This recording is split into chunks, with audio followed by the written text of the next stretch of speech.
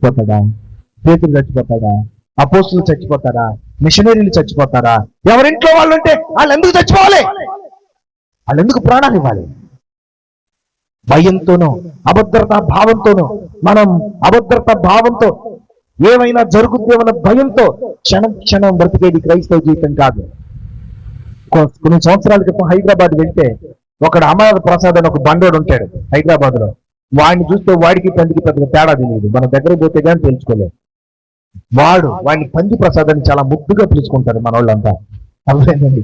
వాడేం చేశాడంటే నా మీదకి ఒక 20 మందిని తీసుకొని దాడికి వచ్చాడు. అరే జాన్ సురేష్ అన్న, నువ్వు నేను మొన్న ఫోన్ చేసినప్పుడు నువ్వే కదరా నాకు గడ్డి పెట్టింది, నేను నా అంతటి నేను గడ్డి తింటుంటే నువ్వు వచ్చేవరా గడ్డి పెట్టడానికి అని నా మీదకి 20 మందిని తీసుకొని వచ్చాడు.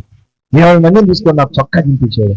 ఇక అక్కడే ఉన్న మన సహోదరులు కొంతమంది నన్ను తప్పించి వెంటనే అక్కడున్న సువార్త ఛానల్ వాణిని క్షమించాలి, కొత్త సువార్త ఛానల్ ఒక ప్రారంభిస్తున్న జయరాజు గారు అని రక్షణ ఛానల్లో పనిచేసినటువంటి మిత్రుడు వెంటనే తెలుసుకున్నాను. ఆయన ఆఫీస్కి తీసుకెళ్లి రాత్రి అంతా అక్కడ వేసుకున్నాను. ఈ విషయం మా ఇంట్లో వాళ్ళకి తెలియదు. తెలిస్తే అమ్మోనే అనుకున్నా నా అమ్మ ఇది కొనకొస్తున్నాను.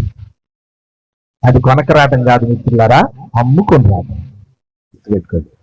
యేసు సువార్త కొరకు శ్రమ పడడం, అపాలజెటిక్